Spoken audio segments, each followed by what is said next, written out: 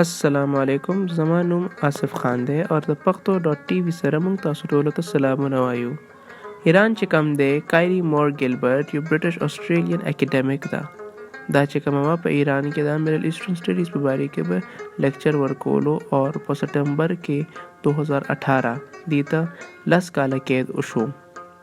دې قید چې کوم و د تهرینز ایون پریزن کې و اور د دروغو مقدمات اور چارجز په مطابق باندې دې ته سزا ملاو شوې وه. په ایران کې داسې نور هم مختلف انګریزان دي چې چاته دروغو مقدمات کې سزاګانې ملاو شي. ایران د دې رها کېدو دپاره خپل درې چې کوم د طالب علم وو انټرنیشنلي د هغه پهله رهایي واخیستله. د دوی دوانو رها کېدو دپاره یو بل سره اکسچینج وکړلو او کایلی مور ګیلبرټ یې رها کړله.